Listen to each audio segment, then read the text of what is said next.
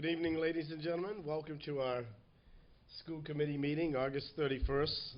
This is a meeting that was not on the original schedule, but we posted this meeting so we can complete the evaluation of the superintendent, some goals for next year, and also the restructuring of the school committee. 2 weeks ago, I gave a letter of resignation from the chair, which means that today we will later on in the evening restructure the school committee, and at that point the incoming chair will close out the meeting. So we'll start off with public participation. Seeing none, I guess everyone's home trying to get their power back. Good news.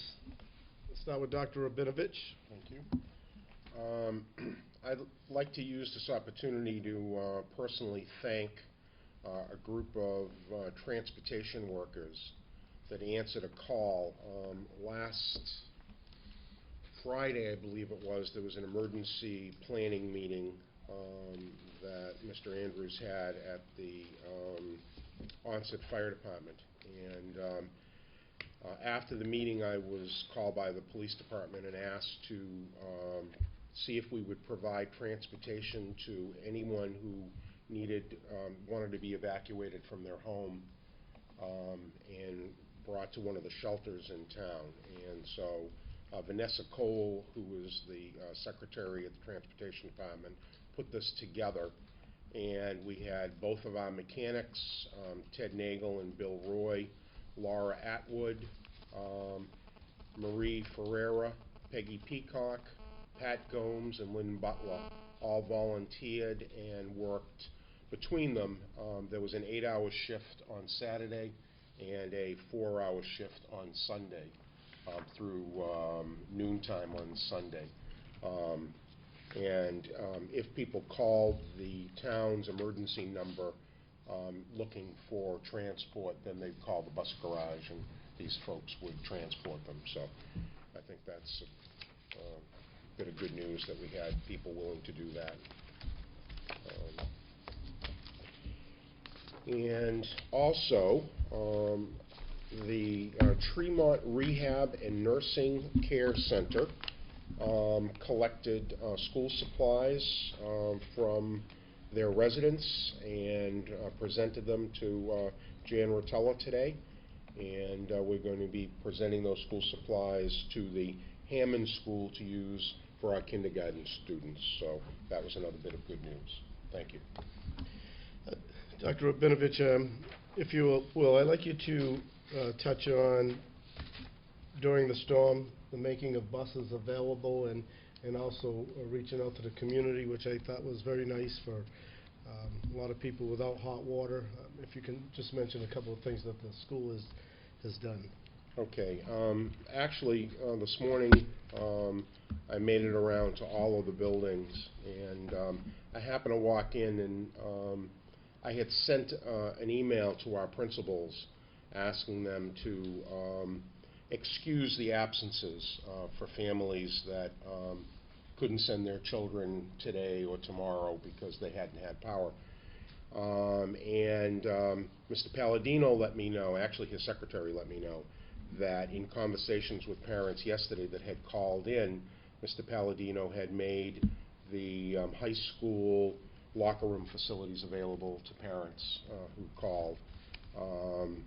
If people wanted to use it for shower and so forth, or to recharge cell phones and or computers. And so I then went to the middle school and asked Mr. Gilmore, and he said absolutely. So we sent out a press release today saying that that was available to anybody that still has no power. I still do not have power. I know there are parts of Onset that still do not have power, and other places.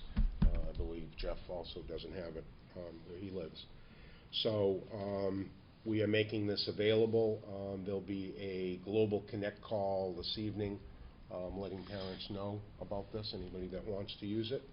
And before or after school hours, the buildings are open until approximately 9 p.m. in the evening, and we'll make those facilities available.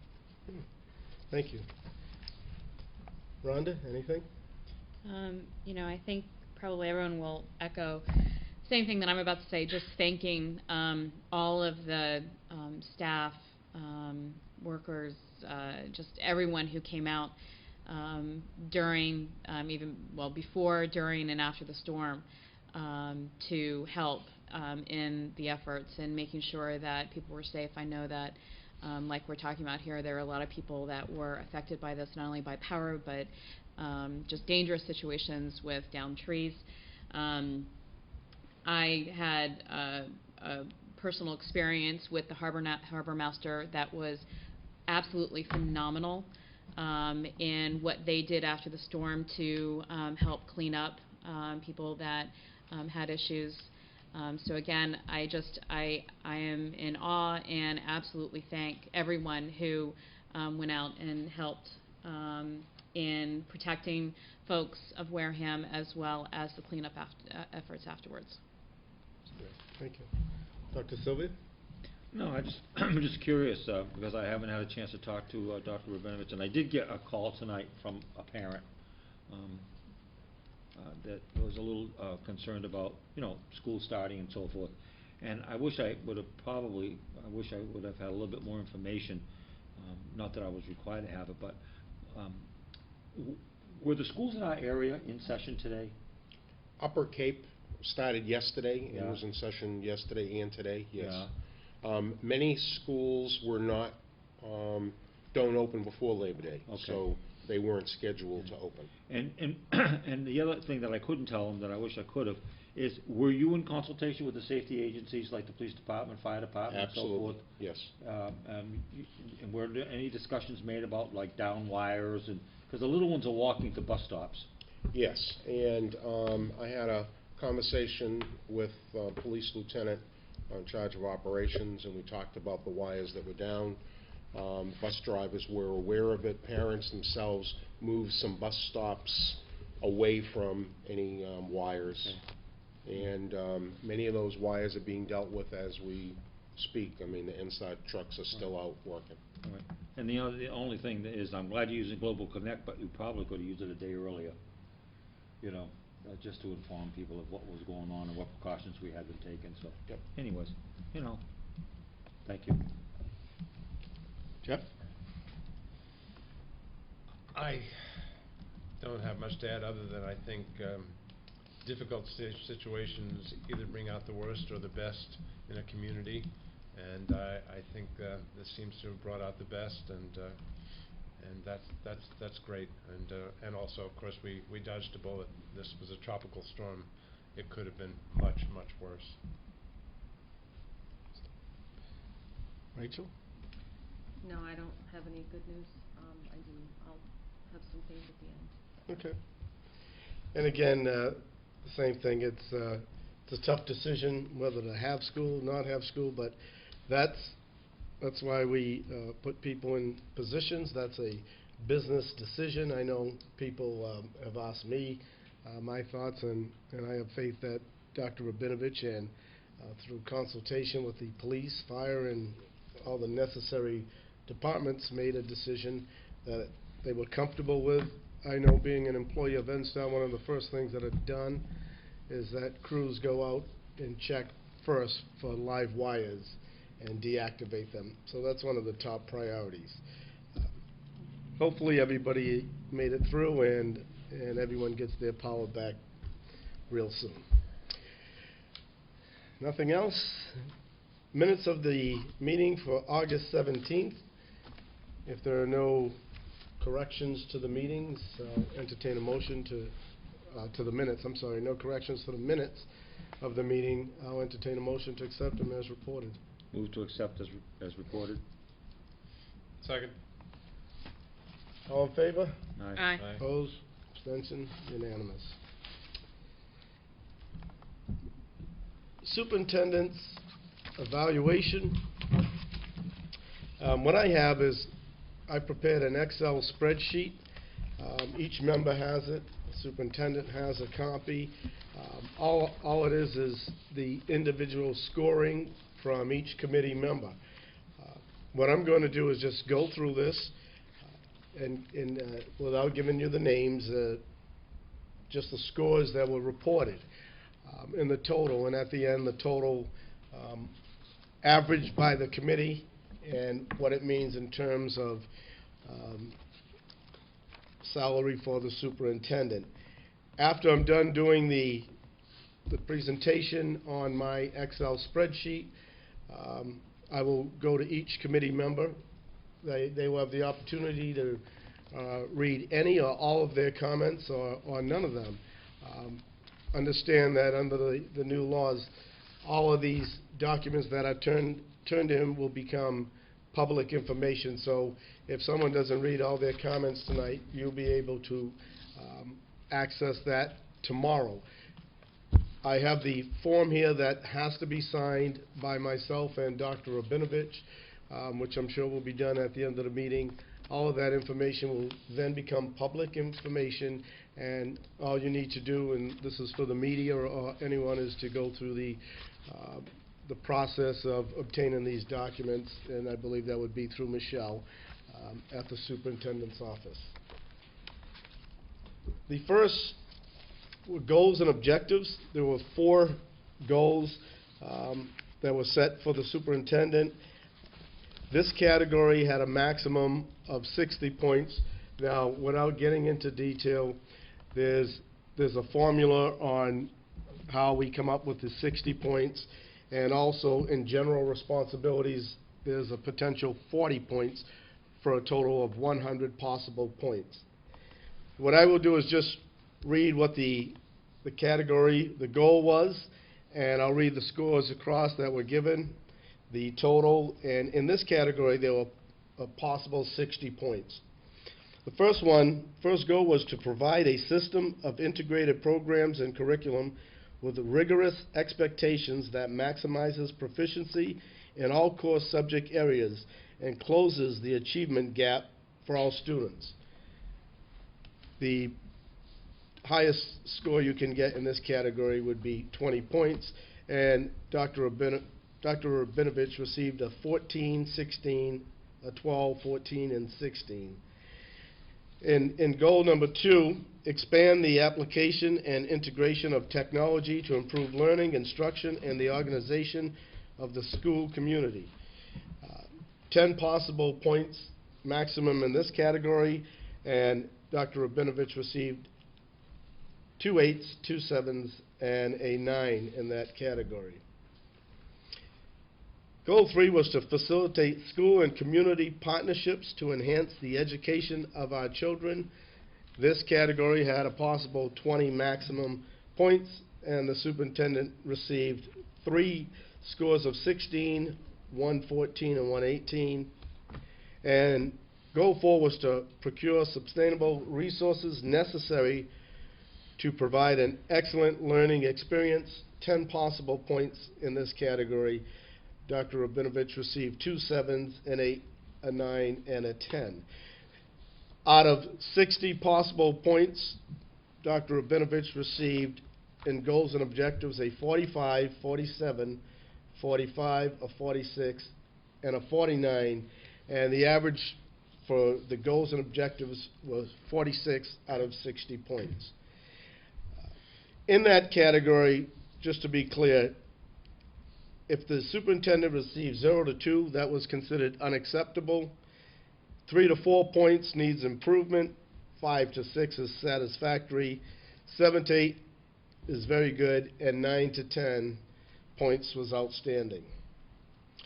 The general responsibilities scoring is a little different. There are 40 potential points in all of these categories.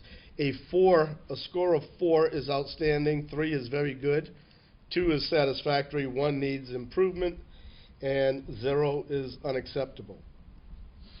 The first general responsibility was relationship with the school committee. There were 5 points in here. The first one is keeps the school committee informed on issues, needs, and the operation of the school system. Dr. Rabinovich received 2 2s and 3 3s in that category. So he had 2 2 unacceptable, I'm sorry, 2 satisfactory, and 3 very good.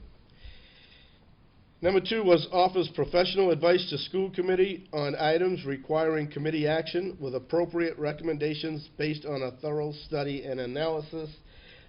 Dr. Rabinovich received 4 4s in that category and 1 3. Number 3 was interprets, supports, and executes the intent of all school committee policy. Dr. Rabinovich received 3 4s and 2 3s in that category. And number 4, seeks and accepts constructive criticism of his work. The superintendent received 5 3s in that category. And number 5 was has a professional working relationship with the school committee. Dr. Rabinovich received 4 4s and a 3. Out of 20 possible points in this category, the superintendent had 2 16s, 2 17s, and an 18. 2 17s, 2 16s, 1 18, for an average of 17 out of 20 points under that category. Excuse me. The second part of general responsibilities were community relationships.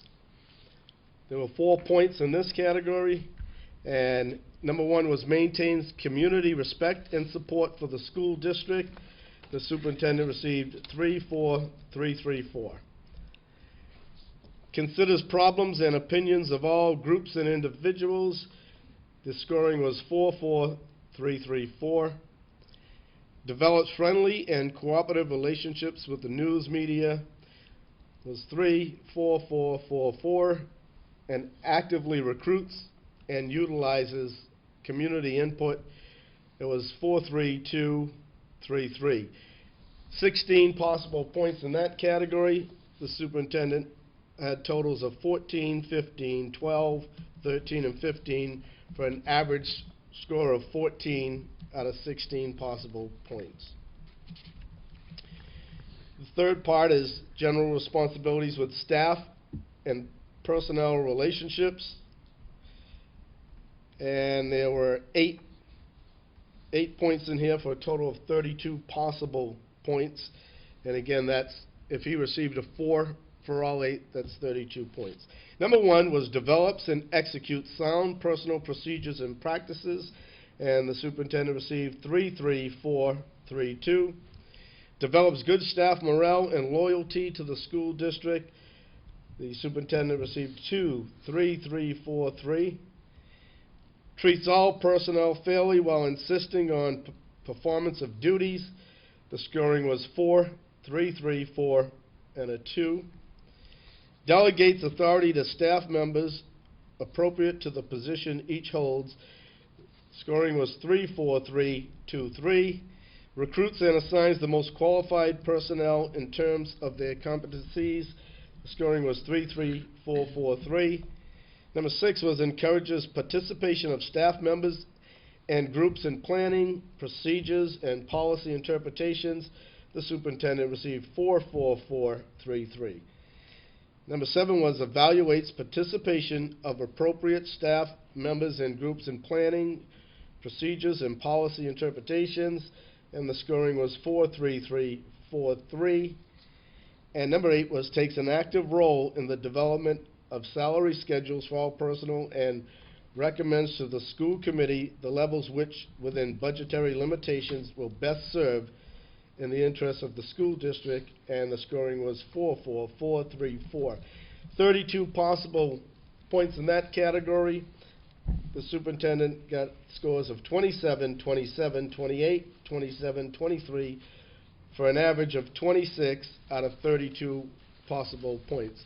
And again, when this becomes public record in the papers, it'll be easier to follow. I apologize, just spewing out a lot of numbers to you. General responsibility, next category was educational leadership. 9 points in this category. 36 possible points could be achieved in this category. Number 1 was maintains liaison with state and federal legislators in efforts to accomplish legislation beneficial for the school district, and the scoring was 4 3 4 3 4. Understands and keeps informed regarding all aspects of the instructional, looks like something got cut off there. 4. Maintains active membership in professional organizations. The superintendent received 4. Is resourceful in visualizing and analyzing new ideas, methods, and products, and participates with staff, school committee, and the community in studying and development curriculum improvement. The superintendent received 3, 4, and a 3. Organizes a planned program of staff evaluation and improvement, and the scoring was 4, 2. Provides effective procedures in curriculum development, utilizing the abilities and talents of professional staff as appropriate, and the scoring was 3, 2. Inspires others to achieve the highest professional standards. The superintendent received a 4, 3. Has a firm belief that public schools are operated to the benefit of the children, not for the school committee, administrators, teachers, or parents. The superintendent received 5 4s in that category.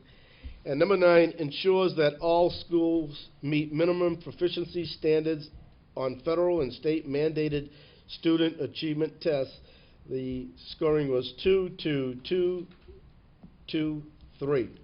Out of 36 points in that category, 36 possible points, the superintendent received a 32, 30, 31, 31, 29, for an average score of 31 out of 36 points. And two more categories. The next general responsibility is business and finance. 4 points in this one, and a total 16 maximum points could be achieved in here by receiving all 4s. First one is keeps informed on the needs of the school program, facilities, equipment, and supplies. The superintendent received 5 4s in that category. Supervises operations, insisting on competent and efficient performance. The superintendent received 3, 4, 3. Determines that funds are spent wisely and that adequate control and accounting are maintained. Superintendent scores with 3, 4, 3, and evaluates financial needs and makes recommendations for adequate financing. And the superintendent received a 4, 3. Out of 16 possible points, the superintendent scores were 14, 13, 16, 13, for an average of 14 out of 16. And then in the last category, 40-point maximum. There are 10 individual points in here, so the superintendent could receive up to 40 points. In this category now, there's a division of 4. So if the superintendent received 160 points divided by 4, that's how we would come up with the total. Okay, the first one is maintains high standards of ethics, honesty, and integrity in all personnel and professional matters, and the superintendent received 4, 3. Earns respect and standing amongst his professional colleagues. The superintendent had 3, and a 4. Demonstrates the ability to work well with individuals and groups, and the superintendent's scorings was 4, 3, 4. Exercises sound professional judgment and effective process in arriving at decisions, and that was 3, 4. Possesses and maintains the health and energy necessary to meet the responsibilities of the position, and the superintendent received 4, 3, and a 4. And this one here, maintains poise and emotional stability in the full range of his professional activities. The superintendent received all 4s in that category. Communicates effectively in dealing with staff, members, the school committee, and the public. And the superintendent had 4, 3, 4. Completes tasks in a timely manner, possessing good management skills. 4, 3, 4. thinks well on his feet when faced with an unexpected or disturbing turn, 43434. And the last one in that category was maintains his professional development by reading, conference attendance, and work on professional committees, visiting other districts, and meeting with other superintendents, for scores of 43334. Out of 40 possible points in that category, the superintendent got scores of 38, 33, 35, 33, and a 40. What all that means in combining the school committee's goals and objectives, 60-point maximum, the totals were 45, 47, 45, 46, 49, for a total of 46 on the average. And in general responsibilities, remember there's 40 possible points. The totals were 36, 34, 35, 33, and 34. So what I do at the end is add the two goals and objectives and general responsibilities for each committee member's scoring, and the total scores were 81, 81, 80, 79, 83, for an average of 81. An average of 81 puts the superintendent in the category of very good. Very good, the range is 80 to 89. So it puts the superintendent in the lower end of that category. I just want to say that last year, to my knowledge, the overall rating was satisfactory. So this year is an improvement, and it shows that there's still some flexibility there for more improvement. But all that being said, that puts the superintendent in line for a $4,000 increase based on our chart that we have. At this point, to get away from the numbers, I will give each committee member the opportunity to comment on anything that they might have written, and if they do not want to get into all the details of the comment, again, all of that will become public record tomorrow. So in no particular order, I just had the folders here, and top of the list starts with Dr. Sylvia. Thank you, Mr. Chair. This is just a, can I make a personal reflection on Yes, the please. process? Go ahead. Through you, Mr. Chair.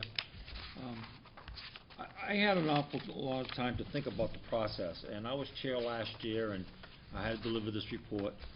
And when I was filling out my part of the form, it dawned on me that as imperfect as it might be, this form reflects an honest attempt to dissect the job of the superintendent in a variety of different ways. I think that my biggest reflection and my biggest conclusion is that I don't think there is another municipal employee, director, manager, administrator, that goes through an evaluation process like the superintendent of schools by law. No one is subject to a public evaluation. And also, the individual rating forms are part of the public record. So I think we have to really stress the fact that this is truly a public evaluation. And I know that if I was the superintendent of schools, that it would be a little unsettling to be the recipient of this kind of public scrutiny. But I want to commend the superintendent on his demeanor and his willingness to cooperate with the process. With that being said, I would like to make some comments on, that are reflective in my sheets. I'm not going to read all of them, but I think some of the comments should be made here this evening, and just bear with me because, as usual, I'm pretty long-winded. First of all, I'd like to respond to the superintendent's narrative. In his self-evaluation, there was a narrative, and this is a response to it. While it is true that measured improvement in student performance takes time and should be evaluated on a continuum over years, Wareham Public School has instituted numerous programmatic and curriculum strategies dedicated to increasing the academic performance of all students. Overall, the results of all efforts have been minimal at best. In general, the performance gap between state average on student performance and the academic performance of Wareham students has not changed significantly. A statistical fact is that the achievement gap of Wareham students correlates very well with the level of per pupil spending in Wareham Public Schools. We, as a school community, must cope with the reality that Wareham has one of the lowest per pupil spending ratios in the entire state. The superintendent must be commended. This is on assessment of student progress, goal 1.1a. The superintendent must be commended for his leadership in the development of a unified elementary curriculum and the development and use of common formative assessments. In goal 1.1b, scope and sequence, the superintendent has demonstrated leadership in the propagation of a pre-K through 12 philosophy and curriculum development. The creation of SOAP and sequence for math and ELA is certainly a positive step towards implementing a curriculum which meets established standards. Curriculum tools, goal 1.2. The adoption of the new math series is noteworthy. However, the consistent delivery of established curriculum between grades and between schools is the key to improving student performance. Response to intervention was not cited as an original goal sheet. However, to include it as evidence of goal achievement is appropriate. Although not fully implemented, training has occurred and full implementation is planned for the upcoming school year. RTI is a positive step in identifying specific factors influencing learning of Wareham students. Teacher evaluation tool. And forgive me, I'm going to read the whole thing because I think it's important. The superintendent has demonstrated true commitment to the belief that quality teaching brings forth quality learning. It was not an easy task to negotiate a change in paradigm and teacher evaluation system with Wareham Education Association. Dr. Rabinovich was skillful in navigating the collaborative process, concluding in a negotiated agreement. He must be commended for his vision in this area and his tenacity in bringing forth an evaluation system that will serve to focus teachers and administrators toward good teaching and good learning. All accounts indicate that the pilot program at the high school has been positive, and with the addition of curriculum leaders at the elementary level, with more time and effort and skill can be used to evaluate what is most important, the teaching and learning activities in the classroom. Upgrading the technology plan. Goal number 2, while technology integration and literacy are important, the plan does not illustrate a commitment to the integration of technology directly towards teaching and learning process. Goal for community. Superintendent must be commended for the active role he has played in developing positive relationships between Wareham Public Schools and the community at large. It must be noted that the superintendent has remained committed to providing a safe and orderly environment so necessary for good teaching and good learning. Completion and implementation of the district's bullet prevention plan and the district emergency protocol provide strong evidence of his leadership and commitment to safe schools. Goal 4, resources. The superintendent has made a genuine effort to be politically active in providing physical resources promoting organizational efficiency and quality teaching and learning. And now for general comments. The first area, relationship with the school committee. Considerable improvement have been made by the superintendent relative to supplying the school committee items requiring discussion or a vote in a timely manner. This effort needs to continue. There has been instances during the past year that have not surfaced in a timely manner.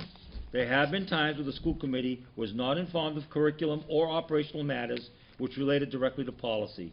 There are still times when the school committee learns of salient school matters through the proverbial grapevine rather than from an administrative team. Community relations. There needs to be a greater effort to draw on the strengths, talents, and special skills of Wareham citizens. The superintendent needs to provide more leadership in developing and utilizing a framework in making parents true partners in the education of their children. More needs to be done with the Wareham Education Foundation. Staff and personnel. The superintendent's relationship with the Wareham Education Association is good overall, however strained at late. The 3-year contract recently negotiated was rejected by the membership of the WEA. Hopefully the revised agreement will be accepted by the rank and file in the fall. The new teacher evaluation process is a perfect example of staff and administration working together to promote quality teaching and learning. It is the opinion of this reviewer that there may be times to re-advertise an employment position if the field of applicants does not meet standard. While this reviewer appreciates the management style of the superintendent, which encourages site-based decision-making, there have been instances where site-based decisions did not conform to the policies or philosophies of the district. Laissez-faire management requires a highly trained and experienced school-level administrative team in order to be successful. Some of our school administrators still need seasoning and training. Some major policy decisions, particularly relative to curriculum operations, are best made at the central level of administration. Certain decisions cannot be made in isolation. They must be viewed as a systemic process. Educational leadership. This reviewer agrees that the superintendent's view that more of the same strategies will produce more of the same results. The superintendent has shown leadership in curriculum and operational improvement. It is important that he continue to work with new administrators in developing their own leadership skills. There needs to be more of a focus on the potential of the Wareham Education Foundation and on bringing parents along and making them true partners in the educational process. Business and finance. The superintendent has done a good job keeping the school committee informed in areas of policy and budgetary matters. This reviewer was disappointed that the school committee did not receive financial reports relative to athletics on a timely basis. Oversight on this issue must improve at all levels of administration. While the superintendent has played an active role in the activities of the Wareham Education Foundation, it appears that the district leadership has only tapped into a fraction of the potential of this foundation. Personal qualities. Dr. Rabinovich is a good man with integrity. He demonstrates empathy for students, staff, and citizens of Wareham. He demonstrated a true commitment to the community by taking up permanent residency in Wareham. On many occasions, he has demonstrated that he is a consensus builder and believes in the collaborative process. He has made honest attempts to work with town officials on many projects and issues. It is the opinion of this reviewer that there are times when Dr. Rabinovich needs to be somewhat less collaborative and more direct in managing personnel and the affairs of the district. And I humbly submit this, Dr. Clifford W. Sylvia, member of the school committee. Thank you, Dr. Sylvia.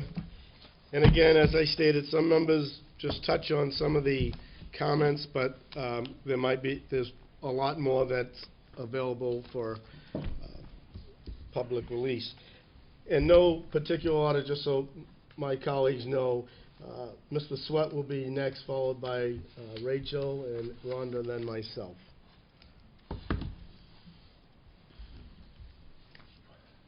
Thank you, Mr. Chair. As some of you may know, my experience is not in education, but rather in healthcare. And I've done many evaluations of executives in healthcare. Some in education, but the vast majority in healthcare. The public may think that the job of the school committee member is a relatively easy one. You hire a good person, You tell them what you want to be done. You give them a few years to do it. If they don't do it, you find someone who can do it and give them an opportunity to do it. In healthcare, it frequently is precisely that easy. I employed physicians, nurses, and all sorts of ancillary healthcare people, and it was relatively easy to know when someone was doing a good job, and if they weren't doing a good job, how to get them to do a good job or to replace them. Education is a different story. Public education, in particular, is a different story. It needs to be stated, and I need to step backwards. Frankly, the evaluation process is a fair one. It's a complete one. It covers a tremendous number of things that we want a superintendent to do. But yours truly doesn't really care about all that much of anything else except student learning. After that, the rest of it is gravy. If we have the best technology, if we have the most money, if we have the best resources, if we have the best community relationships, that's really nice. But if the kids aren't learning, I don't care. So for me, the first priority and the second priority and the fifth priority is, are the kids learning so they can be successful adults? And after that, I start to worry about the rest of those things. So I find myself in a difficult situation because I have to tell you that all my research into student learning tells me that nobody, I repeat, nobody with the responsibility or even the interest in public education, and there are a tremendous number of people who are interested in public education, including a myriad of philanthropists who have donated money to support and or reform education, understands everything that needs to be done to improve achievement of students in our public schools. They don't. Those of you who read the New York Times, Bill Gates recently acknowledged, after spending a decade and $5 billion, that's billion dollars of his own money, acknowledges that he really doesn't know how to solve the problem. He was certain he knew how to do it, solve the problem, when he started his $5 billion effort. But now he realizes he doesn't.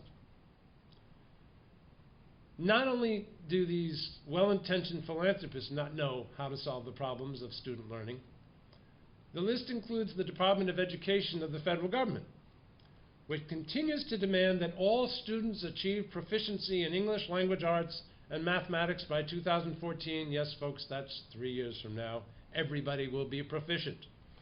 But cannot tell you how such perfection in a community of disparate children and adolescents can be achieved.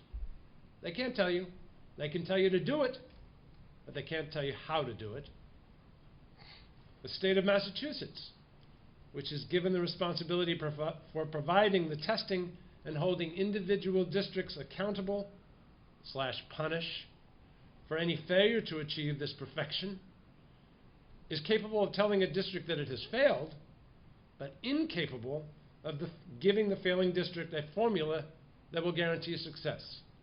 Once again, they don't know how to do it. They just know that they want it done. Well, join the crowd, state of Massachusetts and federal government. We all would like to have it done. Instead, we have an environment in which educational leaders, teachers, parents, sometimes even students are excoriated for their poor results and besieged with anecdotes of successful private, public charter, or the occasional public school that appears to be succeeding with the education of students for at least a moment in time. These stories rarely tell the whole truth. That is, the success is short-lived, the data is flawed and statistically insignificant, the demographics of the parents and or students make success much easier, and or the adverse selection of the students makes comparison to other schools totally inappropriate. More importantly, the ability of these successes to be replicated in other districts is rarely successful which makes their value to the challenge of successfully improving public education small or non-existent. Therefore, in the end, I believe all we can do is hire the best people we can afford to lead our professional staff and hold everybody accountable for the quality and the quantity of their efforts. We must also do this in an educational environment of decreasing financial resources and increasing needs of our students. So the truth is, our superintendent is one of those best people. I am proud to be associated with the quality and quantity of his efforts on behalf of the children and parents of Wareham. Thank you, Barry. Thank you. All set, Mr. Sweat? Yes. Thank you. Rachel? I'll keep this brief because I'm exhausted. Barry, I do thank you for the amount of effort and the hours that you put in to the education of our kids. On a mom's view of everything. Rachel, your microphone is Sorry. at the back of your laptop. Thanks. On a mom's view, I've always been very happy with the education here. I think that if people want to criticize, I think that they have to take a step back and look at some of the issues that do step in the way, and those are issues that you don't have control over. Money, as Cliff mentioned, is always key. We don't have enough of it here, and we could use more. And the society influences. We have a society that does nothing but teach our children to put as little effort, if any effort, into anything. And you have to battle that, and I think battling that comes from the home. I think we're also lacking the responsibility of home. There's a lot of parents that are parents by simply having those children, but unfortunately don't parent. There's many that do, and there's many that don't. And, so numbers are swayed a lot by those issues. And, those are things that are absolutely uncontrollable. And it's funny, with the several different school districts that my children have grown up in, this is by far the one I have been happiest in.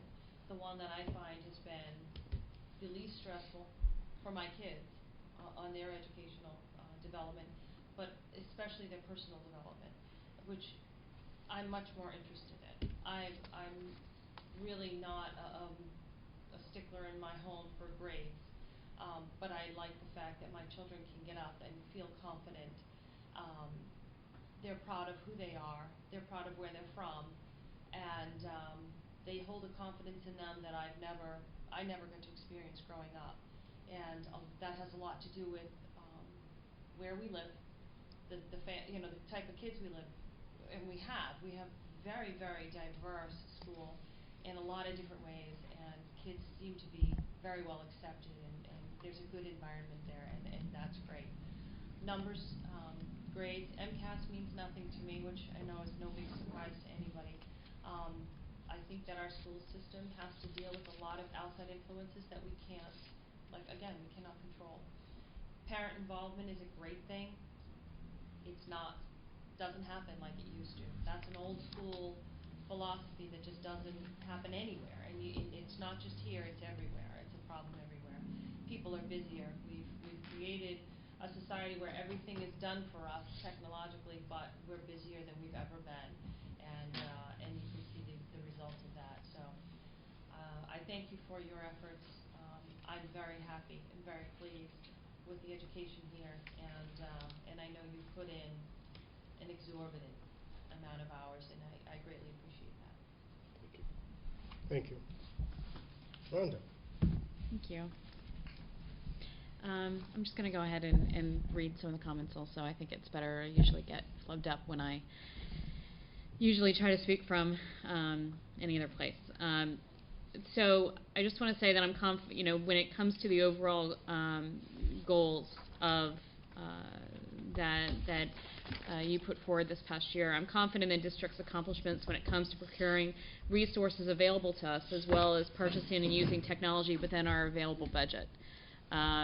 I think that we can make improvements, but I believe that your leadership in these areas have produced results this past year, and we still have a ways to go. But my concerns are in two areas. We continue to fall below state average in achievement. I believe in measured progress and would like to see other ways we can evaluate and record achievement. We do talk a lot about test scores. We do talk a lot about MCAS. But I think that there are other ways that we can record, promote measured improvement. And I'd like us to take a look at a district how and what other communities are doing when they talk about student achievement, what that means. So then we're not just talking about in Massachusetts MCAS scores. What are ways that we can talk about and look at measured improvement? The other place where I believe that we can make a lot of progress this year and that we do need improvement is providing opportunities for parents and community involvement and communication, whether it's school to parents in the community or parent community to school administration. It's my goal over the next year to provide recommendations as well the time needed to improve in this area. I do believe, and I have seen over this past year, schools that do a phenomenal job when it comes to communicating out to the community and parents, as well as parent involvement. And you see this a lot when it comes to private schools and charter schools. There are people that are in there are kids that are in charter schools that probably would qualify in our school system for free and reduced lunch, but they are in this charter school and their parents are very involved. I do not want to take a look at our community as not being one of the wealthier communities and say, oh, then that's it. That's the reason why parents don't get involved. I think that there's a ton of things that we can do if we are creative and if we make it a priority in this community that, one, communicating out around everything from budgets to what's going on in the school to our successes to our failures, as well as providing opportunities for parents to get involved. If we make it a priority and we are flexible or creative in the way that we communicate out, I think that we're going to see much more involvement. The other piece around this is I come from a communication background, and so this is a hot button for me. I think that if the community and parents feel that their opinion is valued and that they feel that they can be part of the solution and they are heard, that's it. You got them. Hook, line, and sinker throughout the whole time. If they feel like that they can make a difference in their child's education and they feel that their opinion is valued, and not that there are a lot of parents that feel that way, but I think that we can do a better job there. So those, when I'm looking at across the board around goals and objectives, those are the two places. Again, student achievement, and I think Dr. Sylvia spoke eloquently about that. That is one, of course, where improvements need to be made. But the second one, when it came to the overall goals and objectives, it had to do with communication and community involvement and parent involvement. For general responsibilities, the relationship with the school committee, I believe Dr. Rabinovich and his team do a great job of keeping the school committee up to date on district business. Where I would like to see improvements in our communication and or encouragement around additional opportunities for school committee involvement, even as an audience member for learning. I think that as school committee members, we do get caught up. Just an example, I have a friend of mine that we know that probably 80% of the time one of us is going to say no when we want to get together, but that doesn't mean that we still don't put it out there. So what I mean by this is every single opportunity where there is, even if a school committee member could be an audience member, and this is locally at school, I'd like to see more communication around that and encouragement for, and I'm only speaking for myself, I don't know if other members would like that, but for more involvement, examples are whether it's the admin meetings or teacher trainings or school councils. I know that we can invite ourselves, but just more communication around opportunities for us to show up if we can. for community relationship. I talked already a lot about this, but and I think that what I said underneath my comments here is that instead of talking about what we didn't do this past year, I really want to address my feedback when we're talking about this in the 2011 and 2012 goals. I think that we have to go above and beyond when it comes to expectations for parents and community, when it comes to PTA, school councils, newsletters. I know that these are priority, but I think that there's a lot more that we can do around communicating or making them part of the process. For staff and personal relationship, I think a lot of transition has happened over the last year, and administration continues to manage large teams. I'm looking forward to the implementation of instructional leaders as well as the work of coaching and mentoring and evaluation. I think that clear goals, weekly lesson plans, fair evaluations must be a priority, and immediate follow-up and feedback is necessary to improve in this area. When, in my past career, when it comes to staff and personnel relationships, if you do set up clear expectations, people understand what the goals are, they know how they're going to be evaluated, and they get feedback immediately. I think that's how you improve on staff and personnel relationships. And the last one was around business and finance. Being on the budget subcommittee, I felt very informed on the needs of the district and confident that our books are in order. We are in a very challenging financial predicament, and our strict focus on where every dollar is spent is necessary and has been done over this past year. I think we would do a better job. I think we could do a better job communicating the budget process, where funds come from, and how they are spent, as well as working with the Finance Board and the Board of Selectmen. Again, I'll put a plug out there that I enjoyed being part of the ad hoc committee. I think even if I'm not on it, I think it is something that still should go forward. There should be a forum. You can call it whatever you want, but getting the boards, the elected boards, as well as the volunteer boards that are working on the finances of this town to get together on a monthly, every other month, or at least quarterly, to talk about how we're going to solve the challenges going into 2011-2012. The last one around personal qualities. I believe Dr. Rabinovich has a sincere caring for this district and to the students and staff who are part of the learning process. There is no doubt that he understands the needs of this district and is providing every available resource to improving student achievement. He is a thoughtful leader and brings knowledge and experience to this position. That's all I have, Mr. Chair. Thank you, Dr. Rabinovich. Thank you.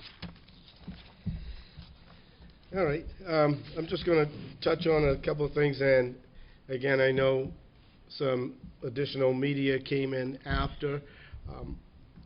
For your benefit, all of the documents that we have will be turned over to Michelle, and they will be available for public release tomorrow after they are signed by myself and the superintendent. So today, just the committee members are commenting on, in general, some of the comments on their reports. They haven't been read completely, and all that information can be available tomorrow, or I can't speak for Michelle, whenever that part of the process is done. I'm not going to go through all the goals. Just goal number one, I have to echo the same as Cliff, Rhonda, and everyone else.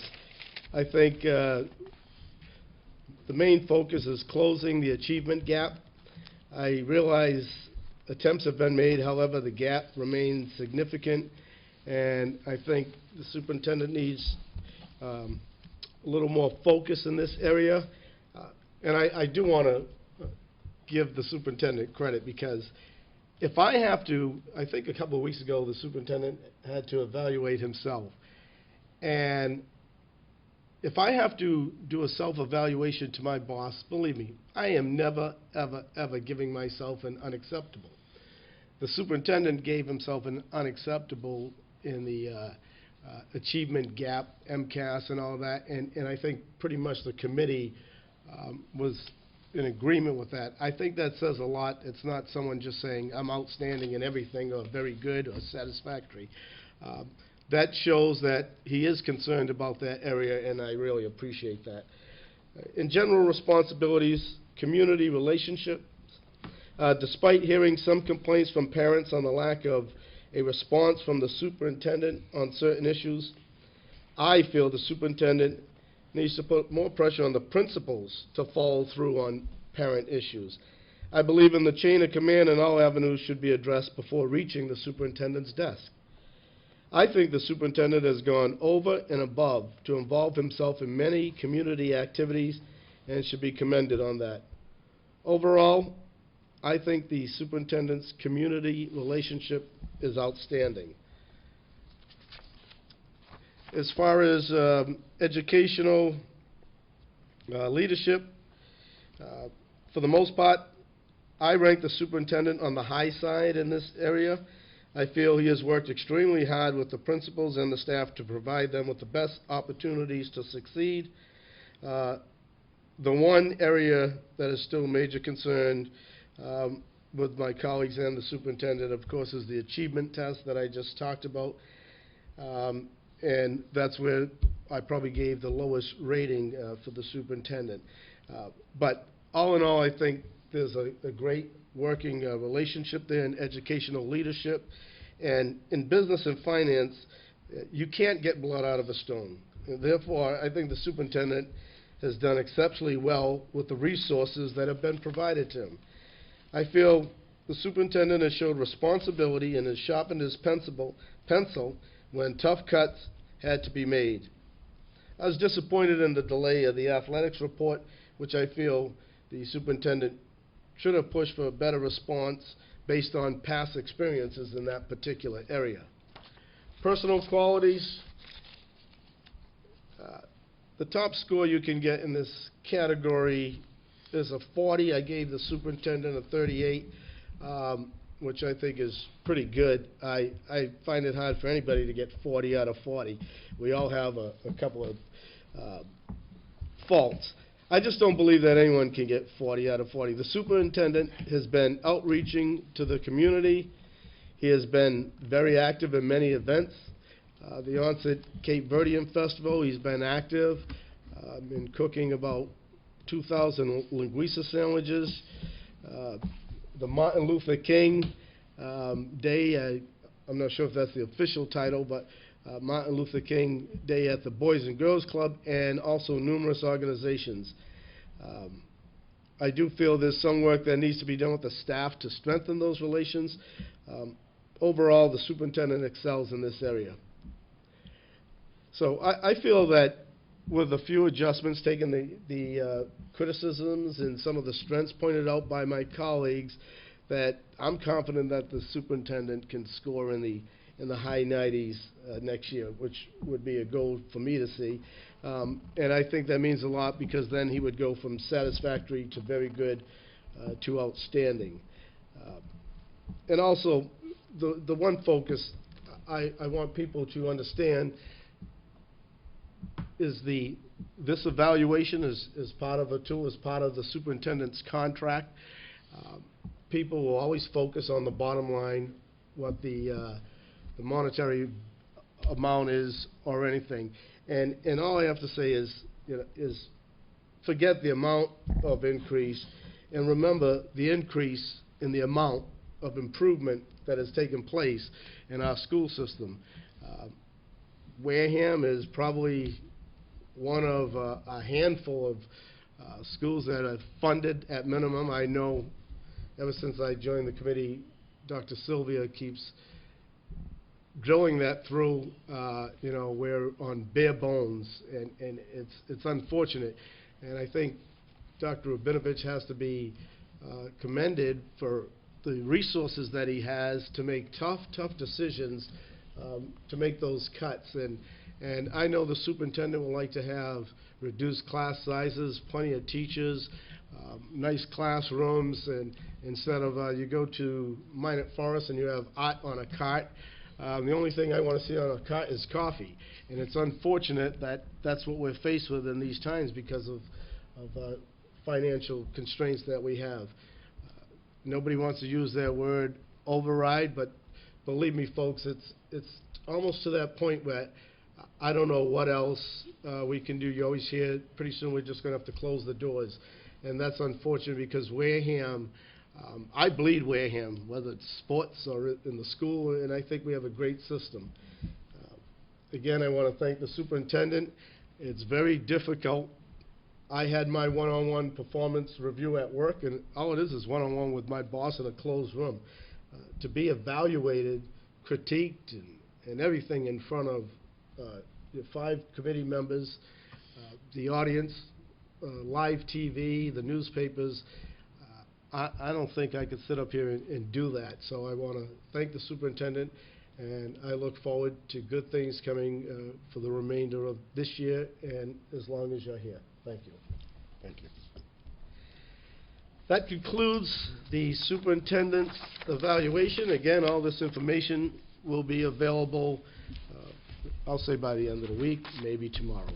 Next is discussion of the 2011-2012 district goals. Dr. Rabinovich, would you like to?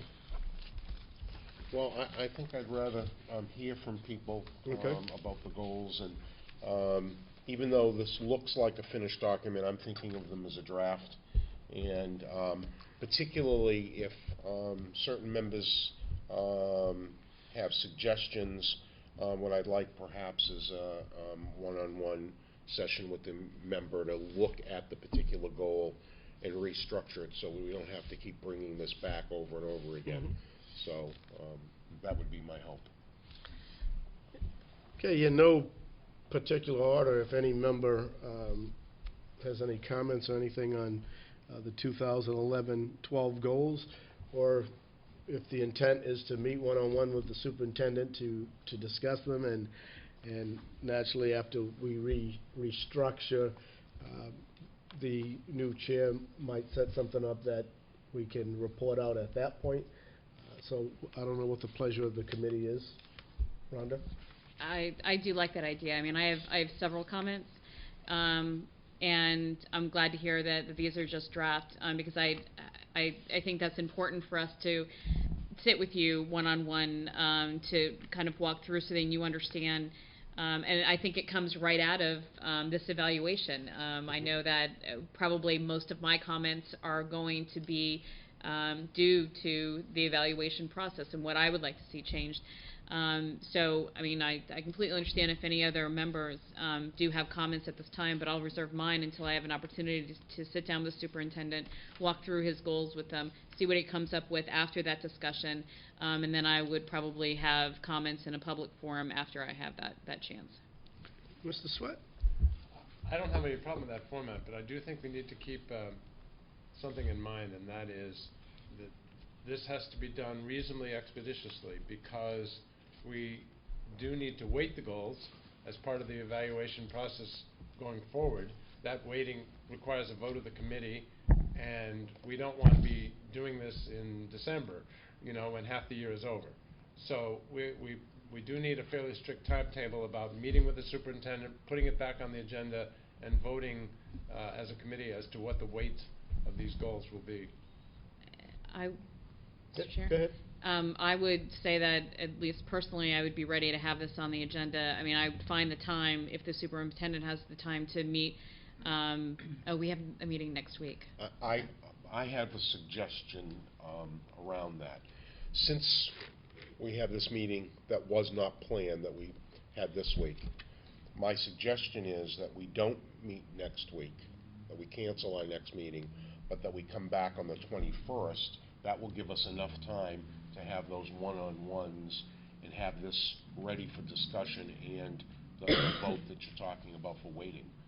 That way we'd be able to get it out to people, because otherwise Michelle, by this Friday, has to have a package ready, and there's no way that we're going to have it ready. Given the situation with power outages and a lot of issues that people are dealing with, that's probably a good idea. I would be more comfortable after we restructure to leave that up to the Yep, that's fine. the new chair at that point, whether he or she wants to change the meeting that is scheduled for next week. Next Wednesday. Yeah. Dr. Sylvia, any Any thoughts on that? No, I mean, I looked at this over, and I made a bunch of little comments to myself, and, you know, it's basically, I'm kind of singing the same old tune year in and year out. If it's something we're going to do, and we know we're going to do it, then I don't know if that should be the focus of the goal, but that's something that we can discuss when we have our meeting. I do think that in terms of the time restraints, that we're kind of at a good point, because technically we weren't supposed to meet till next week anyway, so I'm not opposed to, you know, putting the meeting up a week or so. I think meeting with the superintendent one-on-one is a good idea. I also think that it'd be very, very unfair to the superintendent if we give him this packet of information that has all our comments and our ratings and our commendations and also recommendations for the school, for the superintendent, that he may want to take some of that and include it as either a separate action or indicator, or combine it with something he's got down here. So I think by given a little bit more time, we can do that. But I think that we're ahead of the game, because this meeting was unscheduled to begin with. So I think that we really do have to get it done. There's no question about that, for a variety of reasons, logistically, but also to give the superintendent, you know, as much time as he needs to accomplish his goals. So no, I think coming back with this would be a good idea, and it would give him an opportunity to review some of our comments and to make any appropriate adjustments that he wants to this draft. Okay. Rachel, anything? Good? Did you have another comment, Jeff? Or just... No, I'm all set. Oh, okay. Thank you. That being said, then, I'm comfortable with that too, that we should come back September 21st with this portion of it as far as the goals of the superintendent, right? And then after we restructure, the September 7th meeting will be up to the incoming chair as to whether or not there are enough items that they want to keep that meeting. But as far as this, we can push this out to the 21st, which gives everyone quite a few days to try and schedule with Barry to meet one-on-one with him, and gives Michelle time to get all of this together. Is that fair enough? Okay. Good. Next is restructuring. So today I passed the torch to one lucky recipient, and don't everyone all jump up at once. I just want to say, as I talked about it before, I'm not going to get too deep into this, but it was a tough decision. I feel I made the right decision. I had a lot of great support from each member of this committee, including the superintendent, and I think that was very comforting, knowing that I could give up part of what I'm doing and still be involved. I don't think after tonight that I will lose one step as to what I'm here to accomplish, and that's what's best for the schools. And I still feel, being chairman or not chairman, we all have a very important part that we play in here. And this past weekend was a good example with the storm coverage at my job, working 18, 20 hours on, 4 off. It makes it difficult for me to stay in touch with the superintendent as to what's going on with the school system. And I think it's important that we have someone in the chairmanship that can do that. So I believe right now, still being the chairman, I can entertain nominations, I believe, for the chairman going forward. And then once the chair accepts, then that person will take over from that point and accept nominations for co-chair and secretary, correct? So at this point, I'll open it up to any nominations that the committee wants to make.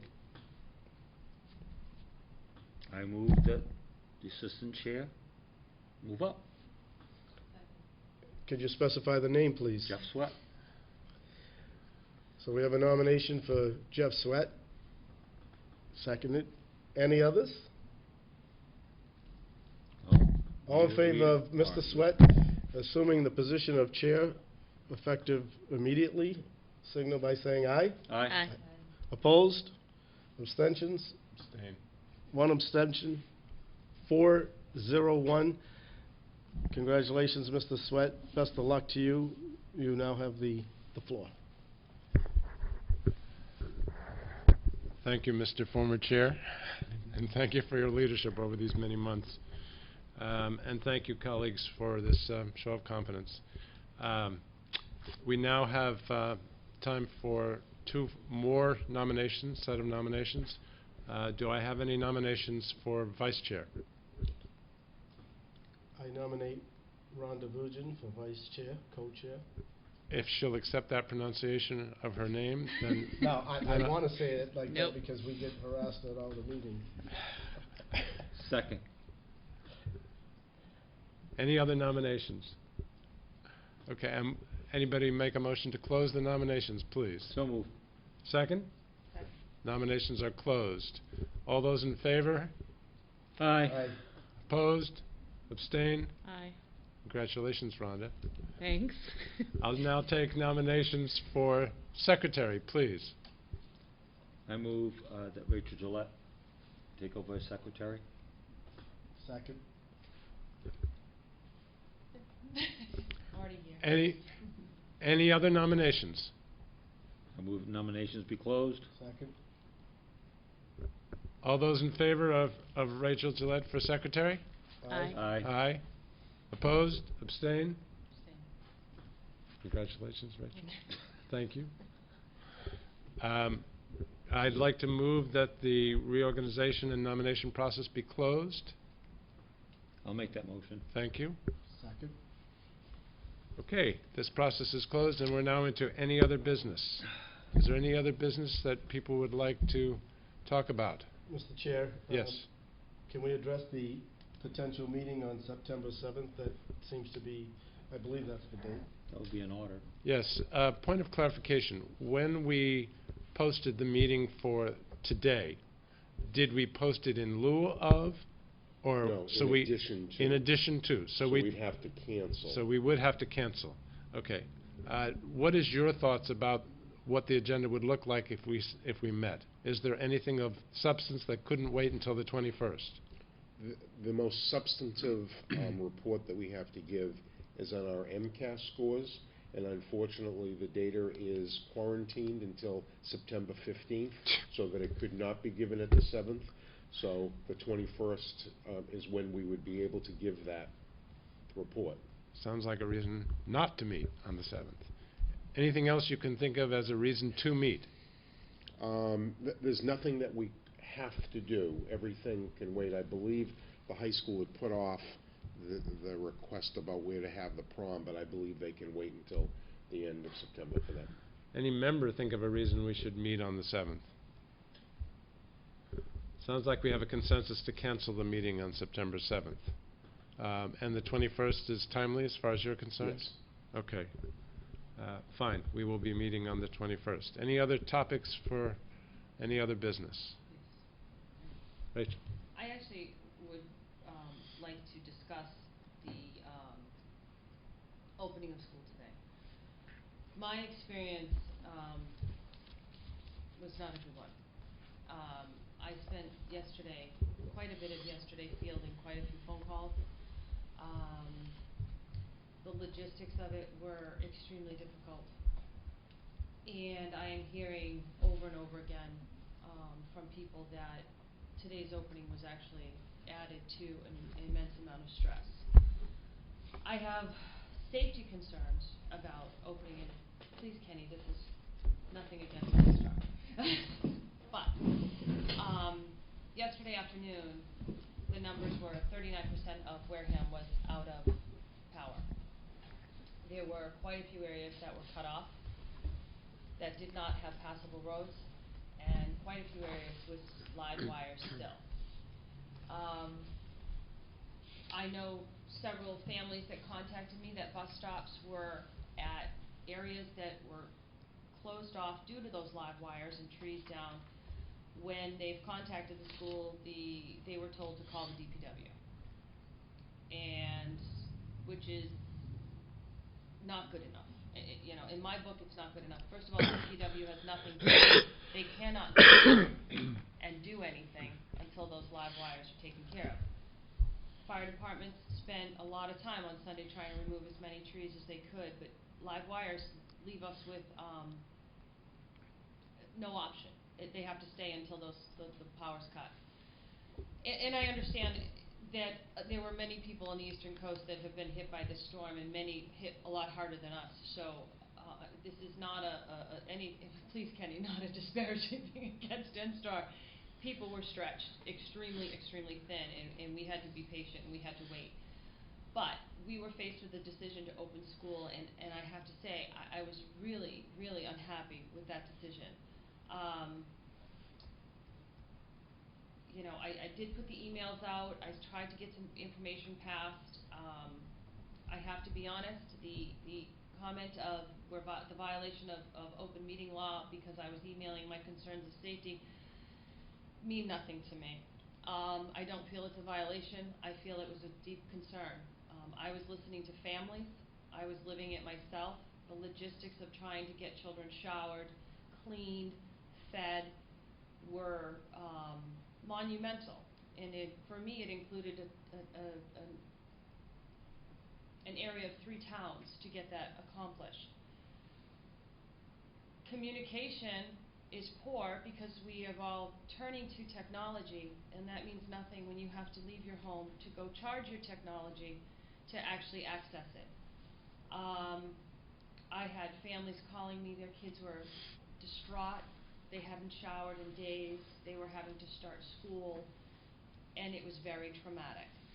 My concern were also going back to the wires, and I don't believe we had a safe situation to be having kids getting on and off buses. I know that there are wires down at the annex, which I found out late last night, that are just taped off.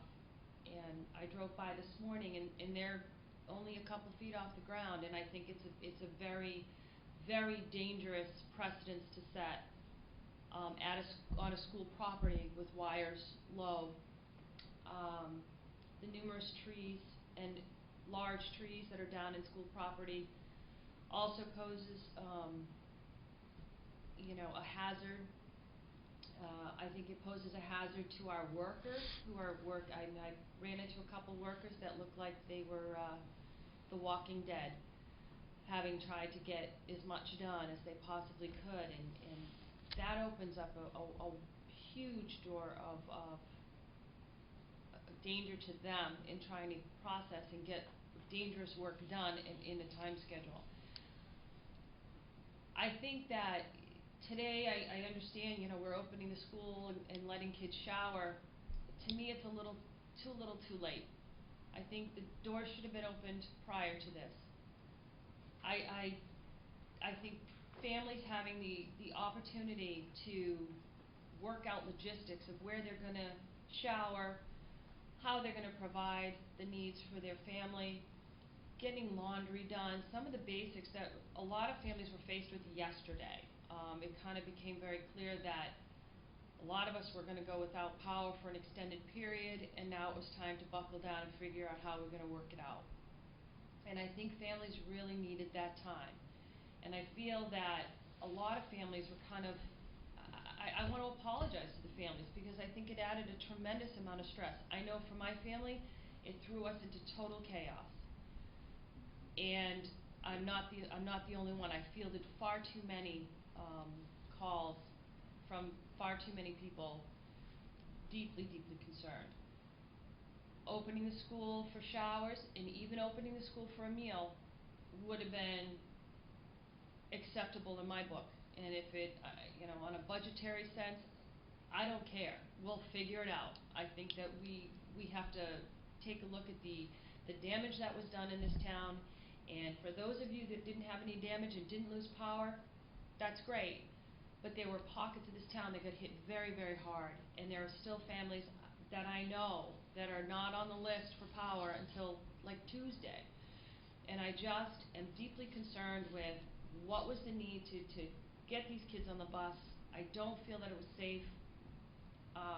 Why did we have to push it? I don't feel that sending kids off to a school property that there's low-hanging wires is appropriate. And, there's a lot of families that were scratching their heads going, are you kidding me? And, I really feel the need to have to express this. Was extremely angry. I was extremely frustrated on top of trying to get my family together. There was quite a few hours I spent trying to talk to other people and trying to put that out there with very little support. Really seems that we just didn't represent the community that way we should have, and I think that there has to be another game plan if this ever happens again. I just think the plan was, it's great when you have a town that gets together and they put up an emergency plan, but that emergency plan usually is just for the day of the emergency, and then after everybody just gets dropped.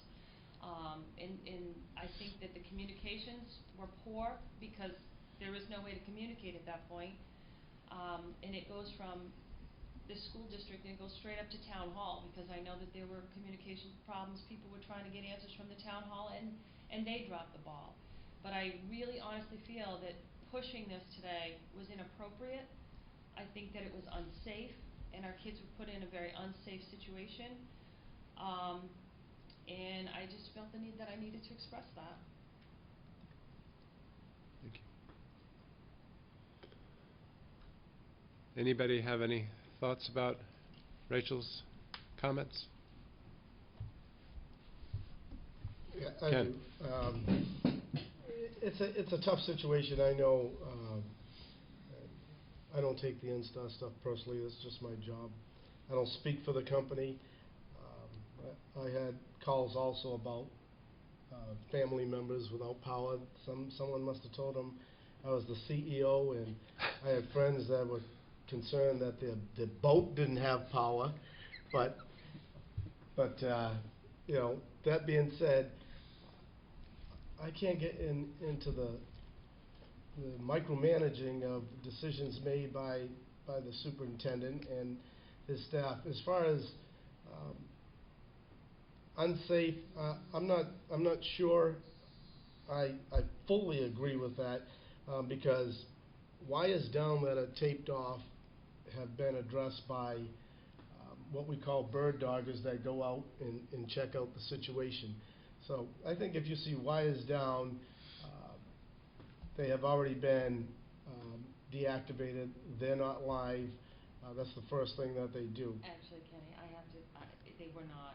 And please, I understand. Okay, but they were live, and we. But I do have the floor. I. Okay. So I think that I don't fully agree with that, but I respect my colleague's opinion that my house was one of the homes that didn't lose power, so it's easy for me to say, but I have been involved in storms that we went 7 or 8 days, and it's pretty frustrating. Could there have been better communication? Probably. I think if the opportunity was there for parents to get into the schools, if the schools had power at that time, and maybe the day before or 2 days, I forgot when the storm started, I've been working, the opportunity to go in and take showers or whatever might have been a better option than showing up the day of school to do it. But all in all, I think we reached out. Some communities made decisions not to have school, and again, I'm sure they took their own issues and decided whether or not it was in the best interest. There are, right now, checking my reports, there's still about 2,000 people in Wareham without power, and it started at 15,000, so it's a slow process, and again, the way it works is hospitals are first, police and fire, and then they work on lines that where one line carries the most customers, that's the next one to be activated. And then eventually they get down to all the other situations, which Rachel's comment is true. There could be families that might not see power until next week. Most storms, we have crews coming from all over, but this storm came right down the coast, so we didn't have the option of getting help from Connecticut, New York, New Jersey, all of these other places. So it makes this one even more difficult. But I agree, maybe going forward, not maybe, definitely going forward, there probably has to be a better plan to deal with the situation. That's all I have. Cliff, Rhonda, anything? No, I think that I have to respect Rachel's comments on this.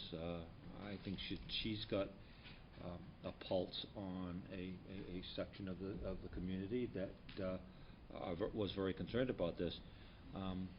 Now, I may be a little bit old-fashioned, and you know, there's always sponge baths and there's Cheerios or whatever the case may be, but the safety issue is the thing that really I'm most concerned about, and that's why when the superintendent gave his report, I asked specifically if he had any conversations with those in town responsible for public safety, primarily the fire department, police department, board of health, or anyone else that has a role in public safety. I think that this probably is a decision that had to be made with input from those agencies. To what degree the input, I don't know. But the superintendent did say that he had some conversations with them. But nonetheless, having barriers across we just lost power. No, having barriers across sidewalks and having kids, forcing kids to walk on the streets, you know, those are all issues that I think are legitimate. The flip side is that I was watching the news today on Channel 5, and there were a lot of schools that started school today.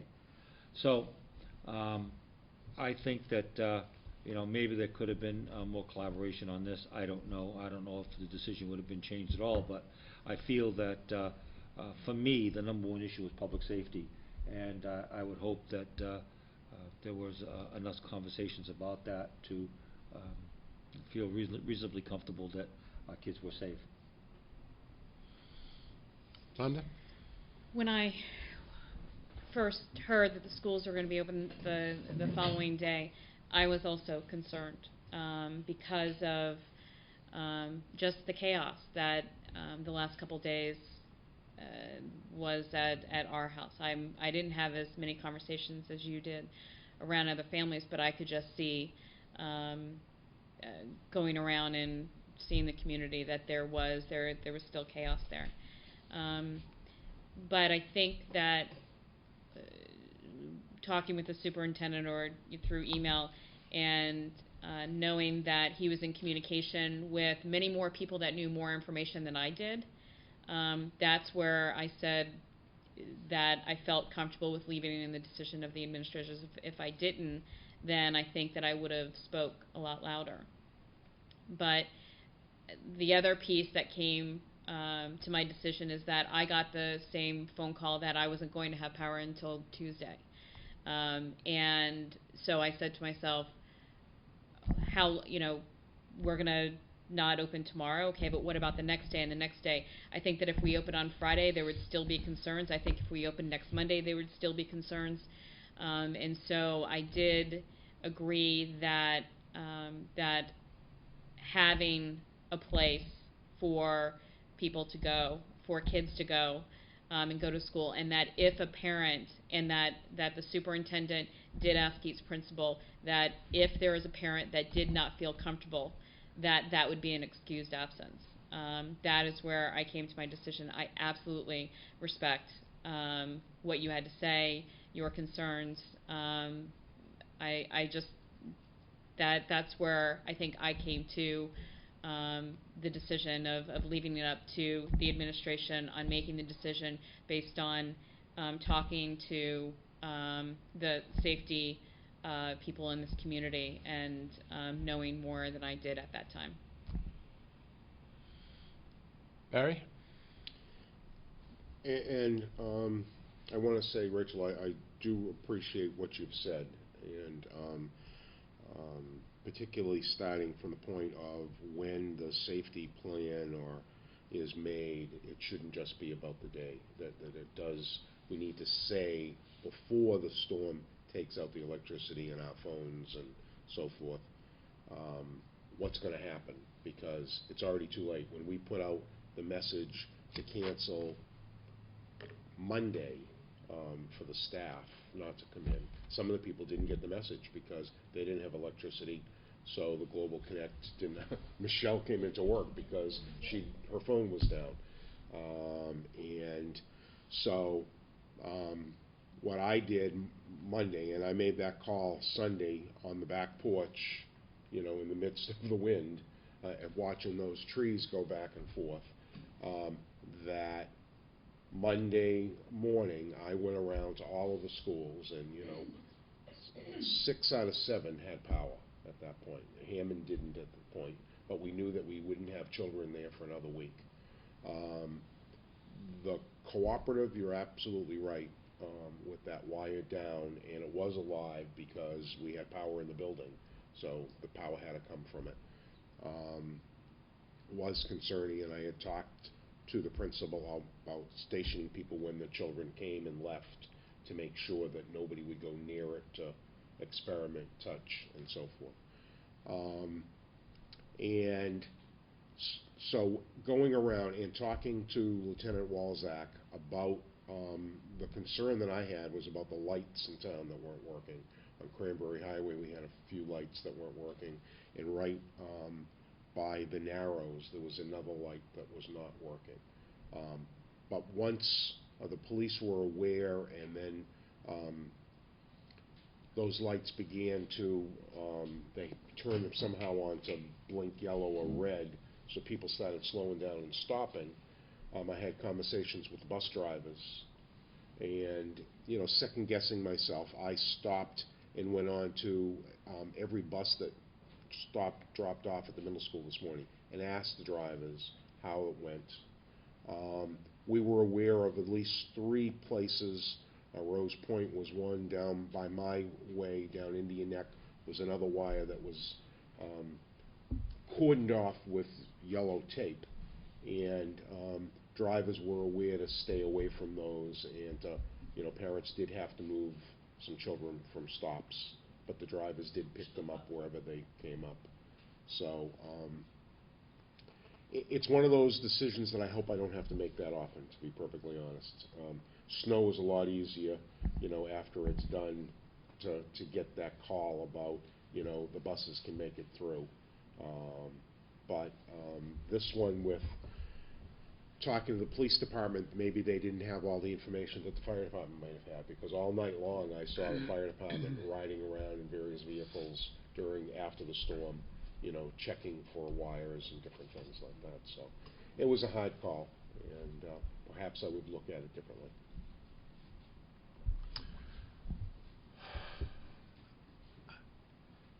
One thing we can be certain of is that this will happen again. So whatever we have learned from this experience, we should apply to our policies. And so I think it behooves us, now that I think of it, I'm going to be the chairman of the Policy Review Committee this year. So I think we should put the appropriate policies on the list, Michelle, of things to review, even if they're not necessarily scheduled, to make sure that we apply whatever we've learned. I cringe at the notion of live wires in a school, and the fact that we have someone making a judgment that we can keep a child away from something. It's just, Murphy has a way of intruding on situations like that, and things get out of control rather rapidly. Nevertheless, so we'll look at the policies, we'll see how they should, if at all, be adjusted based on what we've learned from this experience, and we won't assume that this is a 100-year event. We'll assume it's a much more likely event, and try to learn from that. Yeah, maybe in another week.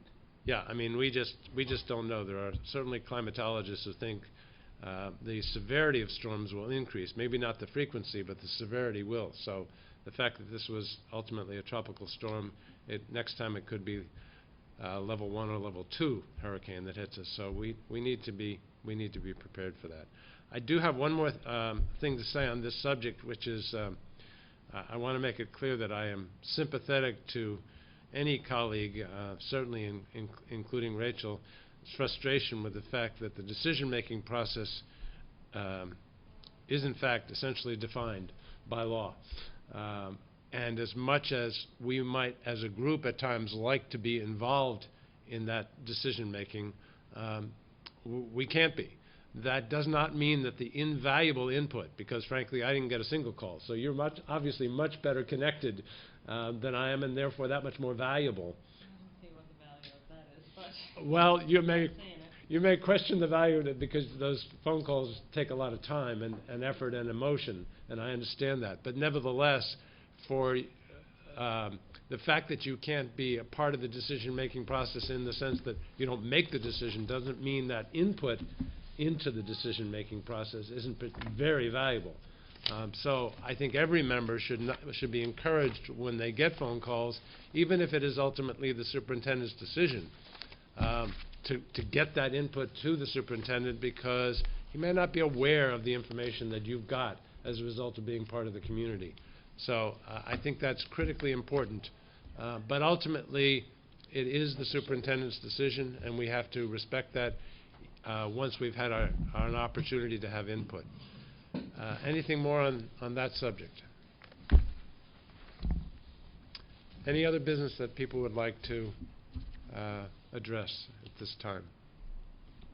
Cliff? I would just like to reiterate what I said about our outgoing chair, that he's done a wonderful job, and I'm glad he didn't resign from the committee. And I would also pledge my support to the new chair, and if there's anything I can do to make his chairmanship more palatable, then please don't hesitate to call upon me. Thank you very much. I'll have more to say on the 21st. I'll accept a motion to adjourn. So moved. Second. We are adjourned. Thank you. I forgot to bring it, and I have to find it, but there is an invite from NIAS Oh, joy. that are coming to the high school for a Sunday Yeah, I know you did. meeting that we're